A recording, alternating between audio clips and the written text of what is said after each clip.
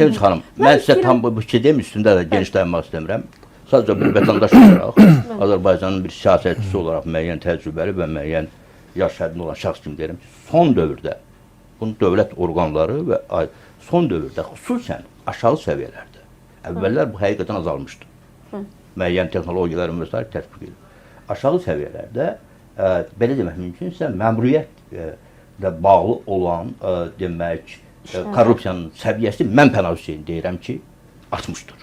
Və bu sadəcə olaraq bu insanların istər iqtisadi fəaliyyəti ilə bağlı, istər məişət fəaliyyəti ilə bağlı ki, əvvəllər bilavasitə hər birimiz bu xalqın içərisində yaşayırıq. Hər birimizin özümüzə, misal üçün, qohumlarımız var, tanışlarımız var, mənim partiya üzvləri var, müxtəlif informasiyalar daxil olur və biz onların heç də hər birini, məsələn, mən Pənah Hüseyn olaraq çıxıb deyək, burada danışmıram konkret olaraq, çünki qeyd elədiyi kimi hörmətli Elman müəllimin də burada təksizli prezumpsiyası deyilən bir məsələ var və sözün doğrusu indi baxır kimə necə, məsələn, siyasətçilərə də qadağa qoyma olmaz ki, danışmazlar, amma mən bunu deyirəm ki, burada bax, sadəcə gəlir ki, mən bunu bir xəbərdarlıq kimi deyirəm ki, son illərdə, son 2 ildə, hətta 2-3 ildə, bəli, orta səviyyələrdə, istər iqtisadiyyat fəaliyyətinə bağlı, istər digər başqa məsələlərlə bağlı, əvvəllər heç müşahidə olunmayan formada, heç əvvəllər, indi 30 il vardı, Daxili İşlər Naziri 20 ildir var, dövlət təhlükəsizliyi rəhbərliyi neçə il, 14-dən sonra artıq 10 ildən çoxdur. Yəni söhbət hətta eyni rəhbərliyin qaldığı bir səviyyədə, dövrdə müqayisə, bu çox ciddi bir məsələ. Nəyə izah edirlər bunu insanlar, elə münasibətin üzrə gələn insanlar bunu nəyə izah edirlər? Mən bunu deyim və bunu yenə ünvanlandırmayacağım, çünki əlimdə konkret sübut edən faktlar yox ki. O səviyyə çatıb ki, məsələn, iqtisadi fəaliyyətlə bağlı olan müdaxilələr kənardan. Kiçik sahibkarlar nəzərdə tutursunuz, yoxsa? Kiçik və orta. O həddə çatıb ki, məsələn, hətta ölkə çox yüksək səviyyədə bizə gəlib çatan məlumata görə dövlət başçısına hətta məruzələr olunub ki, bu ölkədə gedən islahatları təhdid edir.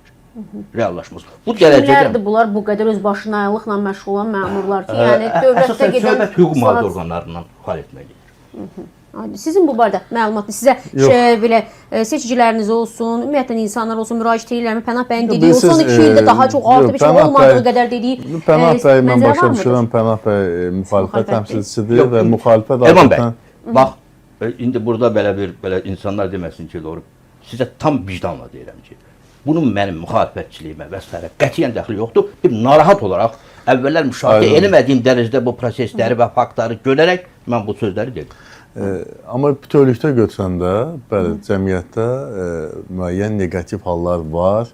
Yəni, ayrı-ayrı məmurların davranışında və yaxud da ki, müəyyən vəzifəli şəxslərin öz vəzifəsini ləyaqətlə, şərəflə yerinə yetirməməsindən bağlı faktlar ola bilir. Və belə olan vəziyyətdə həmin şəxslər cəzasını da alırlar. Bu bir mənalı belədir. O insanlar hesab edirəm ki, ağılsız insanlardırlar ki, onlarda belə bir düşüncə tərzi formalaşır ki, gözü çıxmış qardaşı var, onu olub, amma bu mənə olmayacaq, məndən. Bu, yəni ağılsızlıqdır. Allah Teala bir adamın cəzasını verəndə birinciden bir onun ağlın əlinə alır. Onlar ağılla itilmiş insanlardırlar. Azərbaycan yenə də deyirəm, hüquqi dövlətdir və kimlər ki, cinayət yolunu seçib, indi hörmətli Pənah bəyin o təqdimatında da o konkret faktlar söyləmədi. Ümumiyyətlə rastlaşdığı qohumlarının və özünün rastlaşdığı epizodlardan danışdı. Yox, qohumlarının özünü demirəm. Mən də partiya sədriyəm və bizim hər yerdən müəyyən məlumatlar gəlir. Mətbuatda bu məlumatlar gedir. Yəni bunlar var, söhbəti fərdləşdirir. Ancaq mən onun əleyhinəyəm ki, ayrı-ayrı faktlar əsasında bütövlükdə bir struktur haqqında fikir söyləyəsin. Məsələn, söylər ki, hüquq mühafizə orqanları ilə bağlı. Bugünkü bizim bax bu təhlükəsizliyimizin təminatına, asayişin təminatı ki, yüksək səviyyədə həyata keçirilib, onun elə əsas səbəbkarı onu həyata keçirən, realizə edən bizim elə hüquq mühafizə orqanlarıdır. Cinayətin sayına görə və s. Təsəvvür edin ki, dünyanın mən adlar çəkmək istəmirəm, mən aparıcı Avropa ölkələrində də olmuşam, səfərdə olmuşam və s. Biz hətta öz əşyalarımızın taleyini düşünürük ki, bir saniyə gözündən yana baxsan, sənin əşyan daha sənin deyil. Azərbaycanda yoxdur belə şey, oğurluq, Azərbaycanda da oğurluq bütün dünyada var. Amma dediğiniz hal o səviyyədə bu olsun, bu baş verir.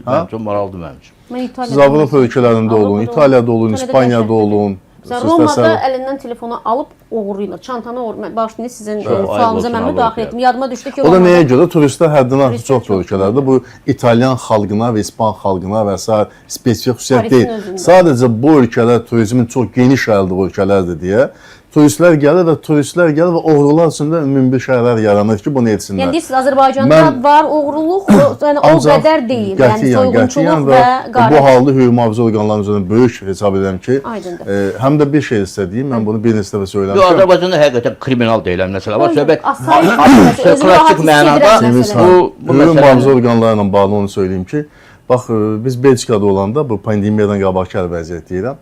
Bizə axşam dedilər ki, məsləhət gördük ki, saat 10-dan sonra hotelə qayıdın. Yəni saat tutaq ki 11-ə işləyib şəhərdə gəzməyin. Sual verəndə niyə, səbəb nədir? Deyirlər təhlükəsizliyinizdə 100% qarantiya verə bilmirik.